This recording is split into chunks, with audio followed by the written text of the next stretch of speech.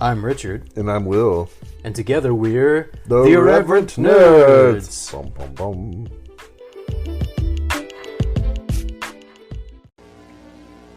Ash here. What's that, Mother? Yes, I agree their chances are slim. Nevertheless, I believe they wish to proceed with this week's episode. I believe it begins with Japan Jaunt, as Will Boyer will be discussing the book 47 Ronin in the first segment and the second segment on the Tanuki. Then, I believe the nerds will transition to a review of the 1979 sci-fi horror classic film Alien, of which, of course, as you know, Mother, I am the star. Oh, nerds. A warning. In space, no one can hear you scream. But, if it helps, you have my sympathies.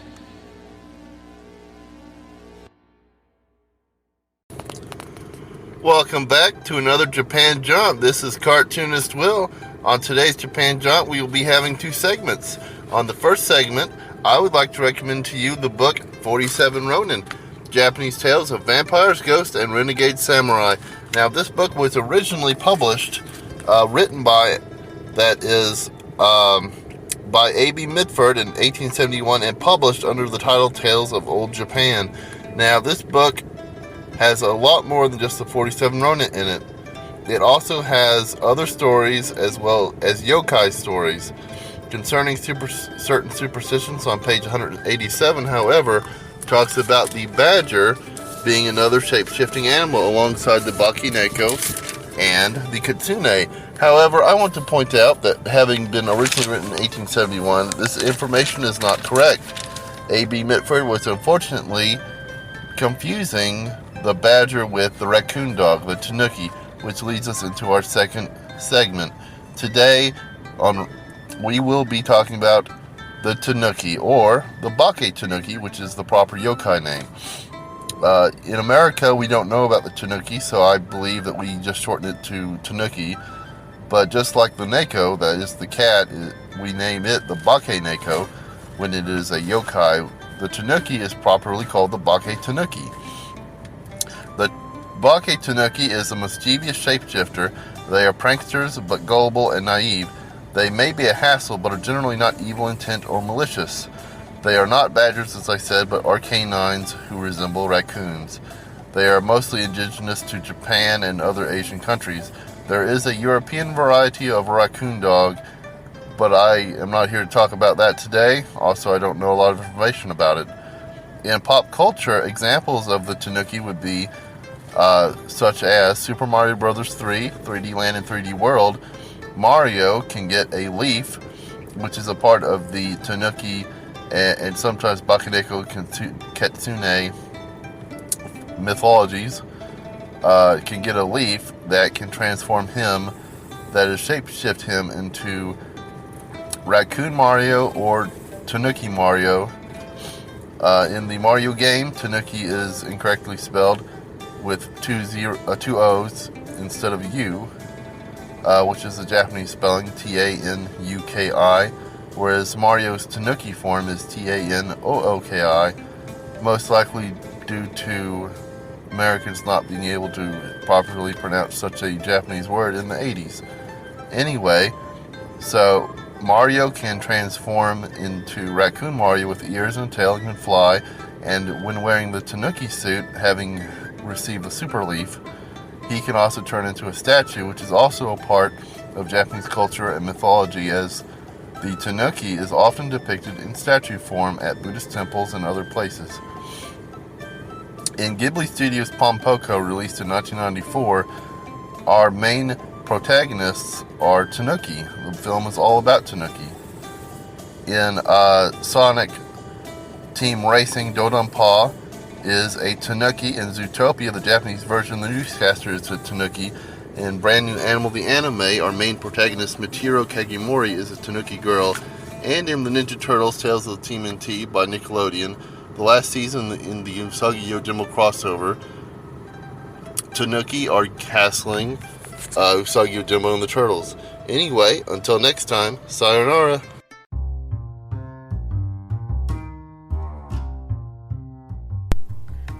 Nerds, Richard here, taking a moment to talk to you about the podcast.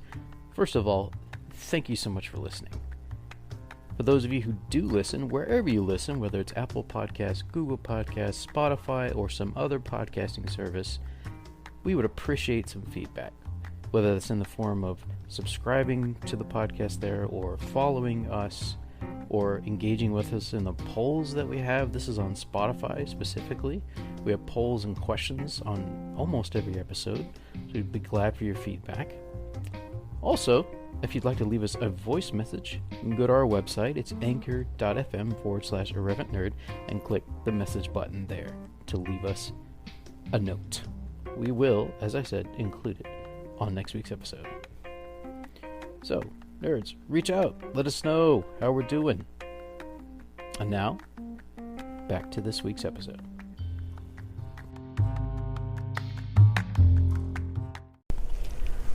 Nerds, welcome to another episode of the Irreverent Nerds podcast. So, Will and I just finished the 1979 classic sci-fi horror film Alien. Classic, one of the greats. A work of culture. Will's first time, at least since you were a kid anyway, watching the whole thing through, correct? Yeah, I mean, I've definitely seen some of the more action-packed scenes in passing on TV throughout the years growing up, but I don't know. I didn't know whether or not I'd actually seen the whole movie all the way from start to finish, and I'm going to go ahead and say no, but there's definitely scenes I remember, like the chestburster scene, and things like the face hugger. At least that's what my brain latched onto throughout the years. Yeah, and I think drop downs. Like, I knew about some of the classic scenes as well, even before I saw it. Like, I'm pretty sure I heard about the chestburster at some point before I saw the film. The first time I saw it was 2014, so I was in my early 30s before I ever saw it. It was a lot more recent for you. Yeah, like that was, and I've seen it probably 3 or 4 times since then. This would be either the 5th or 6th time I've watched it. Just purchased it on Blu-ray. Got a used Blu-ray. I think this is the 35th anniversary edition. Cool. It comes with some artwork from Giger. And a really awesome comic book. Yeah, and a comic book version of the film. It's around somewhere. Oh, here it is. Which is written and illustrated by Archie Goodwin and Walter Simonson. So yeah, they did a good job on the art. Will was looking through it earlier as well. I read it earlier today, and it follows the storyline pretty closely. It makes a few little changes and additions, and shows some things visually that the film.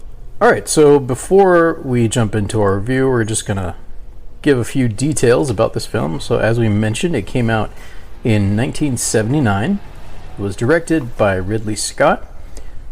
The writer's screenplay was by Dan O'Bannon, story by Ronald Shusett.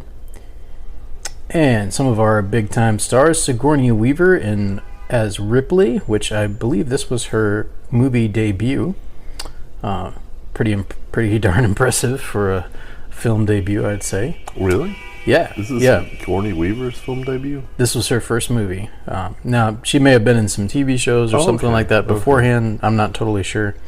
But this was her first film, from what I understand. I mean, I've always seen her as a professional actress. Obviously, she had to have her start somewhere. I just didn't know it was this. But she is famous for it, absolutely. Yeah, and she was a lot younger than Ghostbusters.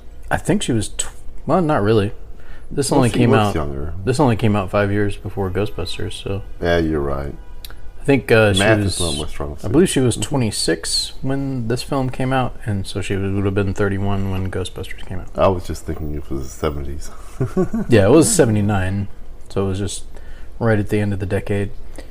This film also starred Tom Skerritt as Dallas, John Hurt as Kane, Veronica Cartwright as Lambert, Harry Dean Stanton as Brett, Ian Holm as Ash, Yaphet Kotto as Parker, Helen Norton as the voice of Mother, and Bolaji Badejo as the alien. Also says here Eddie Powell was uncredited as the alien. So I think they had two guys. Well, Balaji Badejo, legend has it, I don't know if it's legend, but I've heard the story told that either Ridley Scott or someone from his production team discovered this guy in a coffee shop. He was just like in a coffee shop or a restaurant or something. The dude was like almost 7 foot tall and very thin. And they're like, hey, would you want to be in a movie? They just needed someone to wear the suit who was tall, could fit into it. So he definitely added an element to the film. I don't know that he was ever in another film, but that's a pretty cool story. It's like just some dude's like, hey, want to be in a film? Nope, this is the only one he was ever in. So I guess he had no interest in acting. And one might say that he didn't. I suppose he did act, but he doesn't get any face time in this. But it's pretty cool. Alright, so that is a little bit about the cast. Future Richard here, interjecting for just a moment. So I need to spice this up a bit, so here goes. Commercial space tug Nostromo is returning to Earth with a 7-member crew in stasis. Captain Dallas, Executive Officer Kane, Warrant Officer Ripley, Navigator Lambert, Science Officer Ash, and Engineers Parker and Brett detecting a transmission from a nearby moon. The ship's computer mother awakens the crew. Per company policy requiring any potential distress signal be investigated, they land on the moon despite Parker's protests, sustaining damage from its atmosphere and rocky landscape. Engineers stay on board for repairs while Dallas, Kane, and Lambert investigate the terrain. They discover the signal originates from a derelict alien ship and enter it, losing contact with the Nostromo. Ripley deciphers part of the transmission, determining it as a warning, but cannot relay the information to those on the derelict ship. Meanwhile, Kane discovers a chamber containing hundreds of large egg-like objects. When he touches one, a creature springs out, penetrates his helmet, and attaches itself to his face. Dallas and Lambert carry the unconscious Kane back to the Nostromo.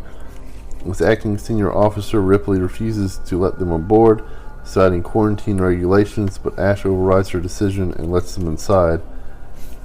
Ash attempts to remove the creature from Kane's face, but stops when he discovers that its extremely corrosive acidic blood could hurt Kane and potentially damage the hull. It later freely detaches and is found dead. The ship is partially repaired, and the crew continue their journey back to Earth. Kane awakens with some memory loss, but seems to be otherwise unharmed. During a final crew meal before returning to stasis, he suddenly chokes and convulses. A small alien creature bursts from Kane's chest, killing him, and escapes into the ship, with Ash dissuading the rest from killing it. After ejecting Kane's body out of an airlock, the crew attempts to locate the creature with tracking devices and capture it with nets, electric prods, and flamethrowers. Brett follows the crew's Cat Jones into a landing leg compartment where the now fully grown alien attacks Brett and disappears with his body. After a heated discussion, the crew decide the creature must be in the air ducts. Dallas enters the ducts, intending to force the monster into an airlock, but it ambushes and seemingly kills him. Lambert, realizing that the alien intends to aggressively kill the crew one by one, implores the others to abandon the ship and escape in its small shuttle, but Ripley, now in command, explains it will not support 4 people and insists on continuing Dallas's plan of flushing out the alien. Accessing Mother, Ripley discovers the company has secretly ordered Ash to return the alien, with the crew considered expendable. She confronts Ash, who tries to choke her to death. Parker intervenes and clubs Ash, knocking his head loose and revealing him as an android. He, Ripley, and Lambert reactivate Ash's head, and they learn that he was assigned to ensure the creature's survival. He expresses admiration for the creature's psychology, unhindered by conscience or morality, and taunts them about their chances of survival. Ripley cuts off his power, and Parker incinerates him. The remaining crew decide to self-destruct the Nostromo and escape in the shuttle. However, Parker and Lambert are ambushed and killed by the creature while gathering life support supplies. Ripley initiates the self-destruct sequence but finds the alien blocking her path to the shuttle. She retreats and attempts unsuccessfully to abort the self-destruct. With no further options, she flees to the shuttle carrying Jones and narrowly escapes as the Nostromo explodes. As Ripley prepares for stasis, she discovers that the alien is aboard, having wedged itself into a narrow space. She dons a spacesuit and uses gas to flush the creature out. It approaches Ripley, but before it can attack, she opens an airlock door, almost blasting it into space. However, it hangs on by gripping the frame. Ripley shoots it with a grappling hook, but the gun catches as the airlock door closes, tethering the alien to the shuttle. It pulls itself into an engine exhaust, but Ripley fires the engines, blasting it away into deep space. After recording the final log entry, she places Jones and herself into stasis for the trip back to Earth. Future Richard back here. Hopefully that added a little bit of ambiance. Enjoy the rest of the show. That was a long plot synopsis. Yeah, very thorough. Thank you, Wikipedia, authored by anonymous people. So, I'm going to read some trivia here. This is coming from imdb.com, which has multiple contributors. So, according to imdb.com, the blue laser lights that were used in the alien ship's egg chamber were borrowed from The Who. The Who? The band was testing out the lasers for their stage show in the soundstage next door. Nice. Nice. That's cool.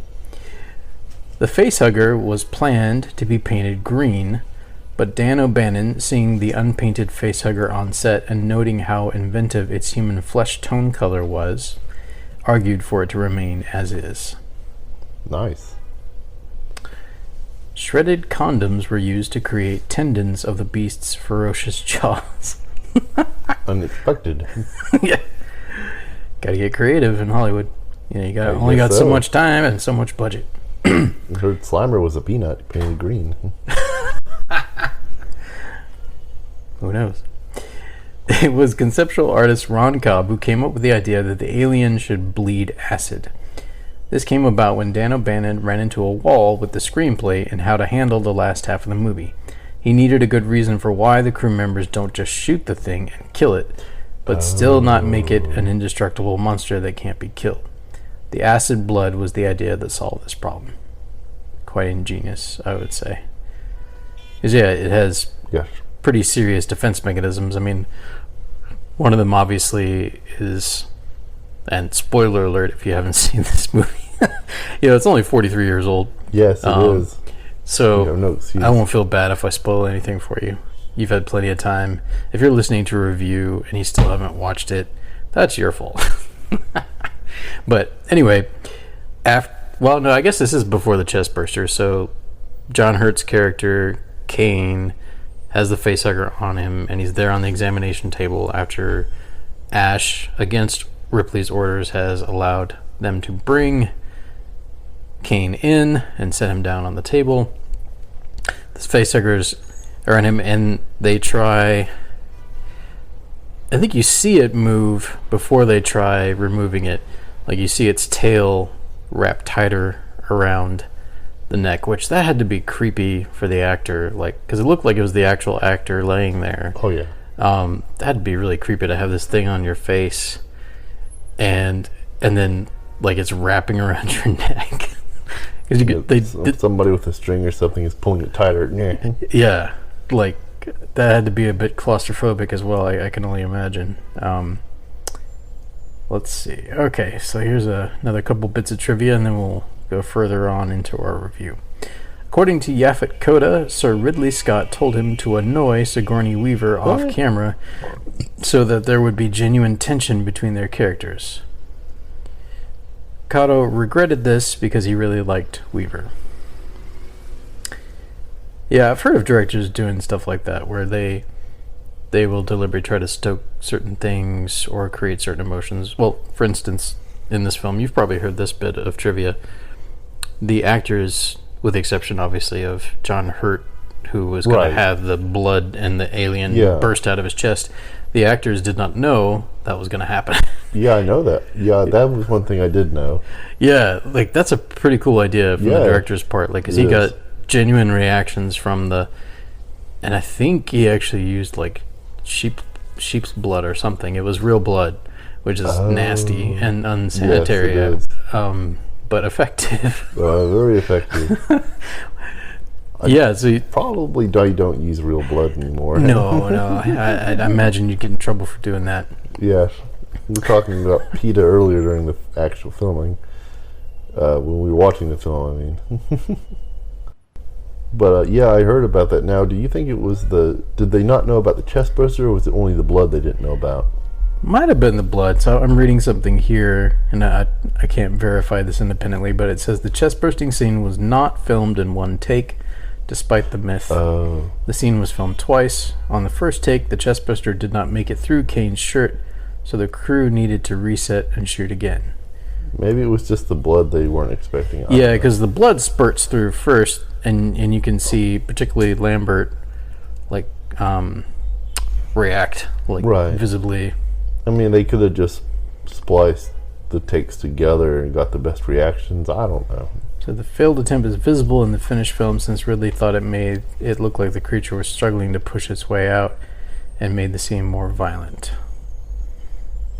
So, for the chestburster sequence, Sir John Hurt stuck his head, shoulders, and arms through a hole in the mess table, linking up with a mechanical torso that was packed with compressed air to create the forceful exit of the alien, and lots of animal guts, which, according to Sigourney Weaver, caused the set to smell horribly. The rest of the cast were not told that real blood and guts were being used so as to provoke genuine reactions of shock and disgust. So that's the part that they were surprised. So it was real blood and guts. I was too. Apparently, this worked so well that Yaphet Kotto went home in complete shock afterwards, locking himself in a room and refusing to talk to his wife for several hours. Wow. It's interesting considering, from what I've heard, he styled himself like the big hero, which he is in the film. Like he's one of the last to survive, and probably would have survived had Lambert not freaked out and froze. Right, the black man. So she, the fight, flight, or freeze response. And what was his character's name? Now that I think about it, I'm gonna keep calling him Yaphet Kotto. But anyway, like Lambert, freezes Parker. He's called Parker. Yaphet Kotto's Parker. But she has, her body has a freeze response, and she just can't move. She's so scared. So he wants to burn the thing, but can't because she's standing right behind it, and she won't move. So he has to physically attack it, and of course it wins. And she still has a chance to run and doesn't. Yeah. And ends up getting, well, the implication is she ends up getting raped and killed, or at least violated and killed, which is pretty graphic. I must have missed that part. It's implied, like, I've heard about this in other contexts as well, like other podcasts I've listened to, but you can see the tail like go up. Oh right, well I saw that. It's implied, and then she has no clothes later. Well, I missed that part. I mean, you only see her leg, like her bare leg. Oh, okay. So it's implied, and I think it's reinforced because they redo it in Alien Covenant, which if you ever watch that, I recommend skipping that scene because I have not seen that. I've seen Alien Resurrection. Alien Covenant probably not very good. This goes is a much better film. Goes a little too far in my opinion. Was unnecessary. But anyway, that's a discussion for a different day. So, Will, Honestly, I thought it was just wrapping its tail around her leg to make sure she couldn't flee, but I think the implication went is... over my head. Yeah. Well, I don't know that I didn't pick up on it the first time I saw the film. No. But someone else pointed it out, and apparently that was the director's intent. Yeah. This film obviously has a lot of disturbing sexual connotations and illusions. I did watch a YouTube review or two, and so I wouldn't have known all that if I didn't watch this other review. So I didn't really pick it up in the film itself, though. I didn't either the first time I saw it. Yeah. I don't think I picked up on any of the, like, I didn't pick up on the fact that there were several like phallic symbols kind of woven into the art design. Like, I didn't even notice the first time I saw it. Like, but apparently that was intentional on the part of the Giger, who is the art designer. Giger. Or the That's a nice name. I like that name. yeah, it's German, Giger. I think. Sounds like a scientific instrument. Giga, the Giger counter. Yeah, exactly. There you go. Wait, was Giger counter named after a man named Giger who invented it? I don't know. That's possible. Well, we're getting off on a tangent. Yeah, that's side note. So Will, first time, as far as you remember, first time watching this all the way through, Yeah. what were your initial reactions to the film? Like, I really liked the film. It was better than Thor: Love and Thunder.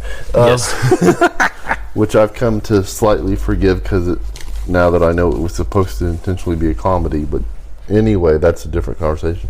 So I noticed the exterior of the ship is made out of models like the Star Wars ships. I really like that. I'm actually wondering if science fiction movies, even before Star Wars, had already made that a practice, because I'm not sure. I don't know why I thought George Lucas invented it. But anyway, the exteriors and interiors are very excellent. They're excellently built. I don't know what it is about my age and nearing 40 years old that's causing me to watch these movies differently than I used to. I'm actually thinking about how they made it and just awing at the practical effects and the practical sets and whatnot. I'm just in awe of it, you know, and instead of just letting myself be carried off into this fantasy, I'm actually thinking as a creator, how do they build this? And yeah, you know, it's great. They had some really talented people working on this. Of course, I really love the 70s computer screens and technology. Yeah. I mean, even Star Wars, you can't have it without the 70s computer screens and technology. It's just, I don't know. Thanks to these movies being made in the 70s, you just can't have them without it. Yeah, like the Luke's, not right like Luke's anymore. targeting computer. Yeah. And I think the little scene where it's like showing the orbital trajectory reminded me of Luke's targeting computer scene from Star Wars. Like, it's like showing the squares and like showing the trajectory path, like to land on the planet. I thought that was cool. Yeah, so it makes me smile and chuckle, and it's kind of like a comfort food in some way because it reminds me of Star Wars, but I've known for some time that that's just 70s technology. They just didn't realize, it didn't have any way of knowing or even visually showing what technology could have evolved to. Now, I've seen the movie Prometheus, so I was looking out for familiar things. So yeah, I recognize the spaceship, I recognize the dead fossilized alien, and I don't remember how many years take place between the prequel Prometheus and Alien, but I think it's like 1,000 or so years or something ridiculous. I mean, obviously the alien died and fossilized, but it's also been a while since I've seen Prometheus. Anyway, I was just really impressed by the film. I'm not going to read all my notes. Cool. I loved how the chestburster moves hilariously like a Muppet. Speaking of Muppets, Oh yeah? so my first memory of hearing about this film, or like having any, I guess, would you say, cultural awareness of this film, was as a kid in the 80s, watching an episode of Muppet Babies. Really? Did you ever watch Muppet Babies growing Yeah, up? yeah, I did. I loved it for a short period. Had some toys. Yeah, so it's like the Simpsons of kids cartoons, where they're in a sense doing their own I little didn't think about that. doing their own versions Yeah. of movies each in almost every episode. Like they did one of like the African Queen. I heard they did Ghostbusters. I need to see that. They might But have. yeah. They probably did. Like Yeah. oh yeah, these little kids in the nursery, the Muppets, and they go on their adventures, and one of them was like on the alien spaceship. I think it was Neat. It might have come out, I'm not sure when Muppet Babies started, so it might have been around the time of Aliens that came out in 86. But either way, like it shows the Muppets, and this is animated, by the way, not actual puppets. Well, right. But this was animated cartoon that came out in the 80s. Shows them in the cryotubes opening up and them coming out. Like it doesn't show any of the aliens because it's a kids cartoon, so they're not going to do anything that creepy. But so that was there my wasn't first. a That was alien my chest first. burster? No chest bursting scenes. Cartoon chest burster. I just Well- imagine like Gonzo watching. And I was like, I was like, I don't know. They could have done something. it's like when he comes to his full height, Gonzo would be like, he might have a future in the NBA. Or something like that. That's pretty good. Mikasa Tsukasa. No. So I've Sorry, that was a Muppet Treasure Island reference. I don't know what my first cultural introduction to Alien is, the Alien franchise, but it is all over. Tiny Toons, Muppet Babies, all those classic cartoons that we both watched growing up that play on these movie themes and just parody and spoof them. I would like to mention Spaceballs. I still haven't finished that. I started Really? it. I started it a while But back. you've seen the diner scene though, right? I don't know. Where the chest burster bursts out of someone and then starts tap dancing with a top hat and a cane. I haven't seen that. I'm sorry I ruined it for you. Yeah, you You did. never watch it now. Huh?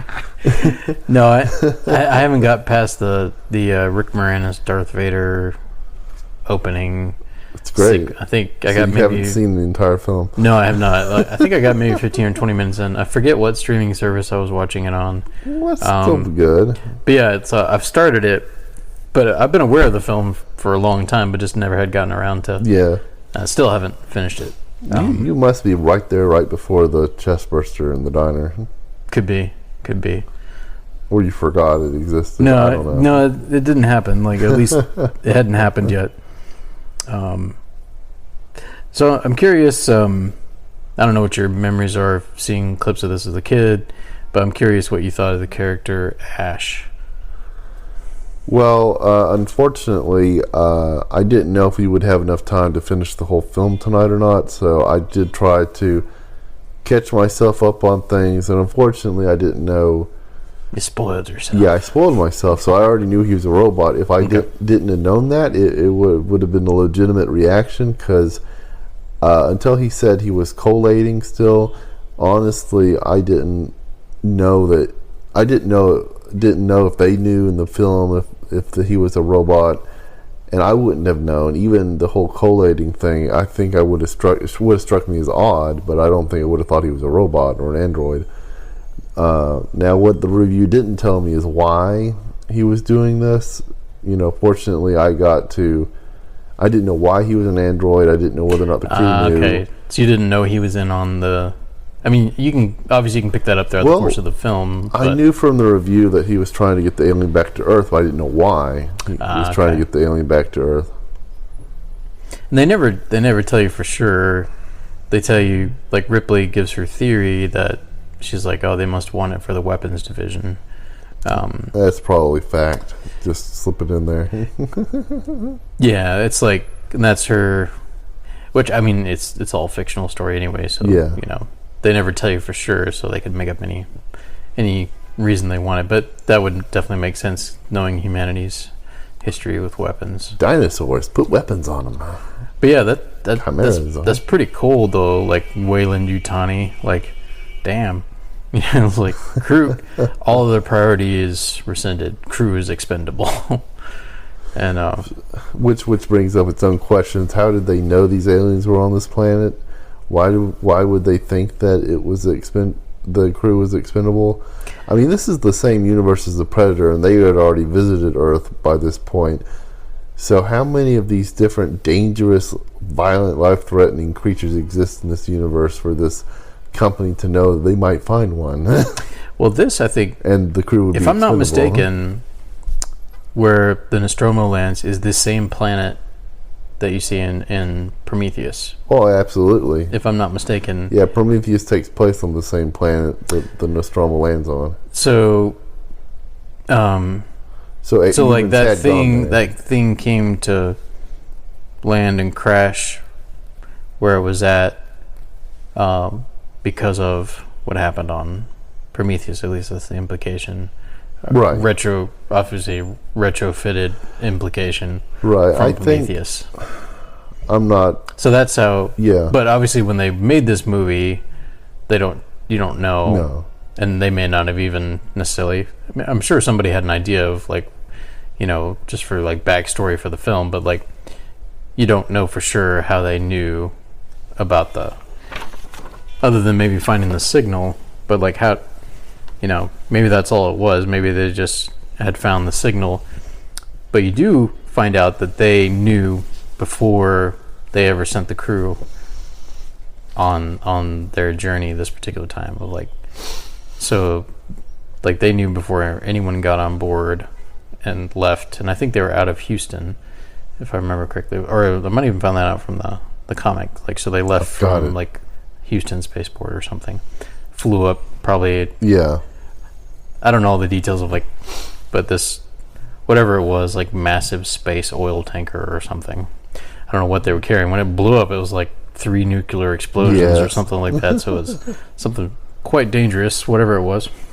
So I've got it. They knew because this isn't the first crew they sent out there. That's another very good possibility, I'd say. They found it by accident, and then they knew it existed, and they wanted it. I'm guessing that this wasn't the first crew that died trying to get this alien. That's a good possibility. But, which obviously, now Prometheus, I think it creates its own problems in the continuity too. Yeah. But yeah, Prometheus. It does, yeah. There's definitely questions about continuity, and it is interesting, and I wonder how much thought they put into this when they wrote it. Speaking of the character Ash, because you see, even though he is a robot, they don't give too much away early on in the film because he's acting just like a human. He shows, I wrote down here, he shows some humor, he shows some fear. At least the actor did. Ian Holm, may he rest in peace. Yeah. I heard. I'm not sure when he passed away, but not too long ago, probably. But yeah, he shows a number of different, very human emotions. So obviously, he was an android programmed with emotions. Now you get a little bit of a hint that maybe Ripley and what was the captain's name? Can't think of it right now. Ripley and Dallas may have known that he was an android. Just a couple little hints that Ripley either had known or figured it out before anybody else did. I was wondering about that because she did seem to know at one point. Yeah, when he says we're both mother. collating, she doesn't seem surprised. Yeah, and specifically she said you and mother. Yeah. Yeah. So I was like, oh snap, does she know? Yeah, I think either she knew beforehand or she picked up on it, but obviously, and maybe that's just by virtue of his role in the ship, it's need to know basis or something. Parker didn't know because he's very surprised when he Yeah.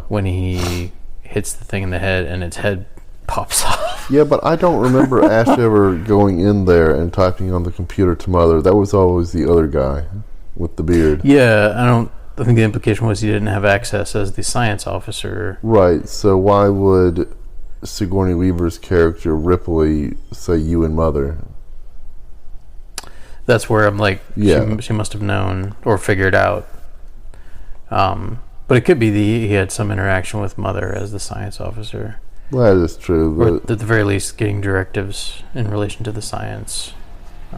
That is true, because the Mother computer does say that she's access is denied because it's only for science officers. So you got a good point there. Yeah, but yeah, I thought Ian Holm, obviously his performance is classic, like very creepy. Is like you get and in Prometheus, I mean, still I think the best performance. You know the oh dang it, I can't think of the actor's name right now. He played Magneto. He plays, that was another Ian, wasn't it? No, he plays David in Prometheus. Cannot think of it, but anyway, he did an excellent job of both echoing Ian Holm's performance in some of the, particularly in some of the creepier ways and some of the inflection, but then also making it his own. But you're not talking about young Magneto, you're talking about the older Magneto, right? Young Magneto. Oh, young Magneto. Okay, so I'm thinking about a completely different actor. Yeah, and he's Michael Fassbender. I don't know why I couldn't think of his name, but he's an excellent actor. One of the best in Hollywood currently, in my opinion. Cool.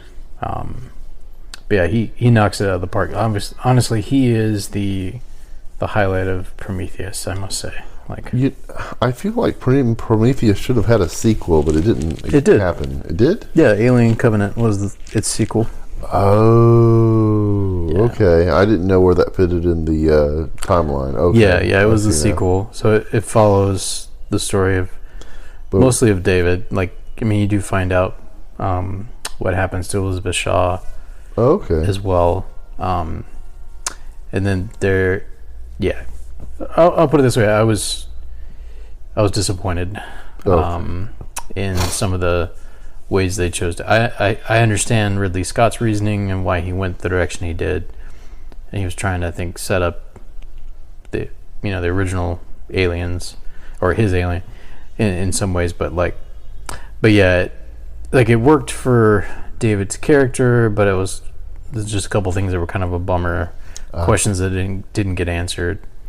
I heard rumors that they were intending to answer them in the third film, which I don't know if it's ever going to get made because Alien Covenant didn't make a lot of money. So, bummer. But anyway, but no, I really liked Ian Holmes' performance, and everybody. I mean, excellent performances all the way around.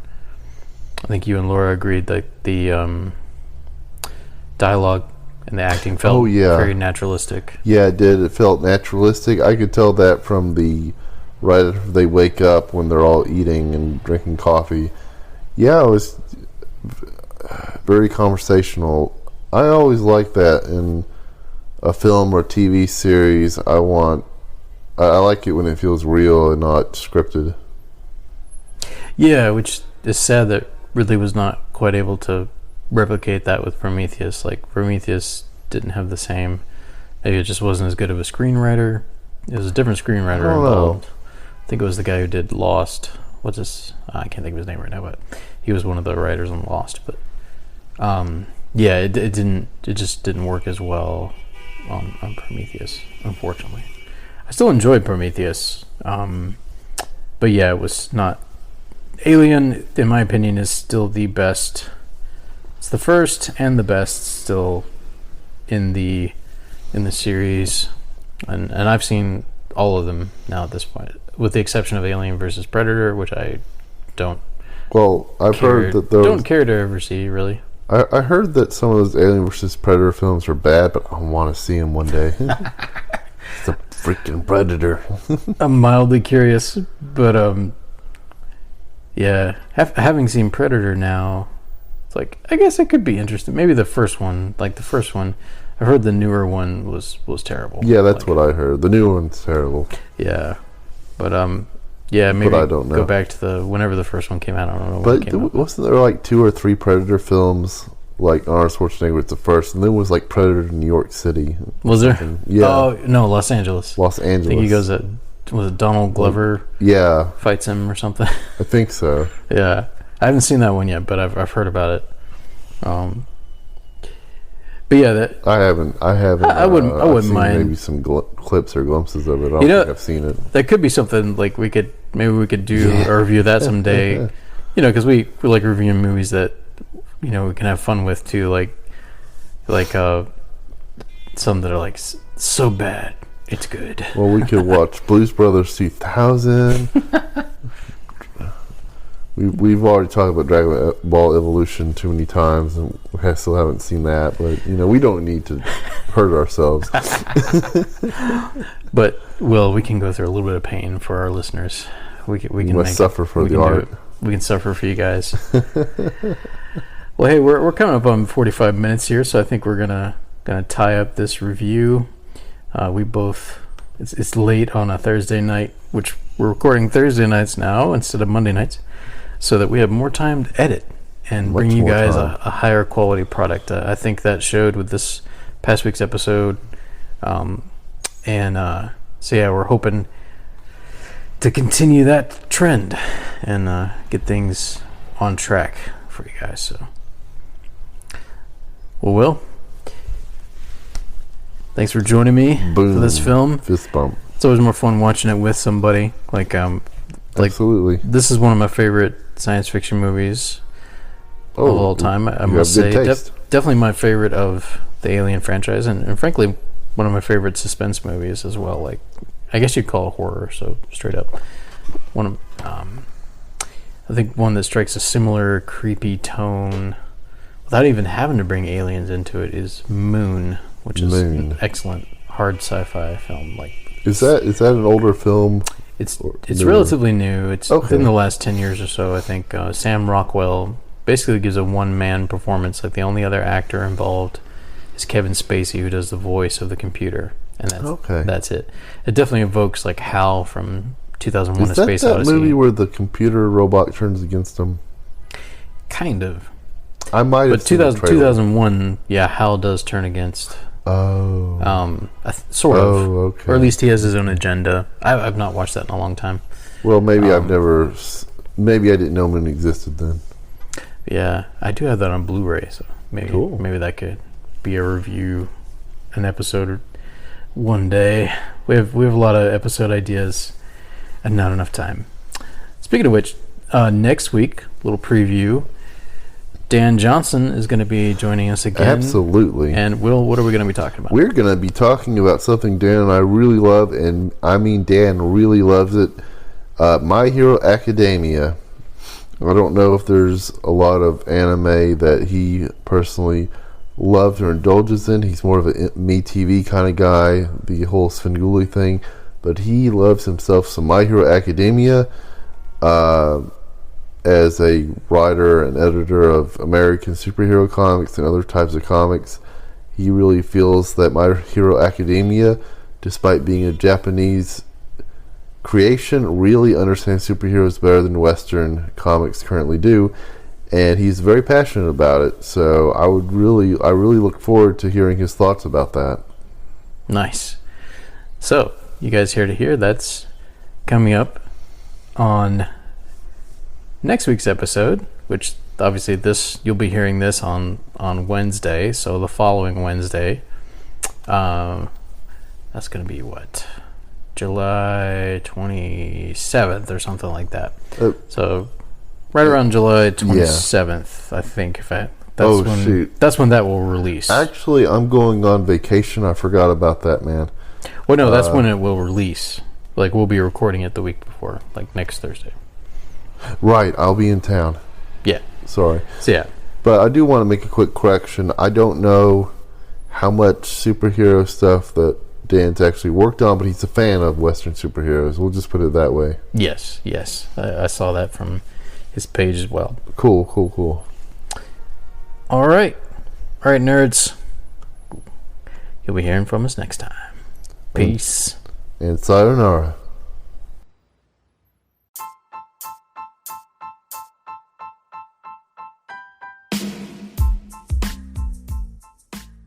Thank you for joining us for this week's episode of the Irreverent Nerds podcast. You can follow us on Instagram at irreverent_nerds, plural. We are on Facebook. Our fan page is simply called The Irreverent Nerds.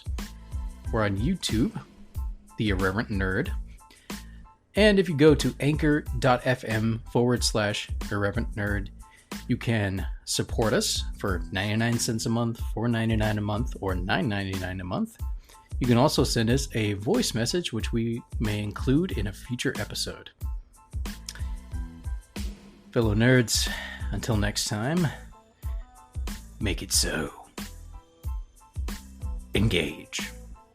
Avengers assemble. I'm Batman.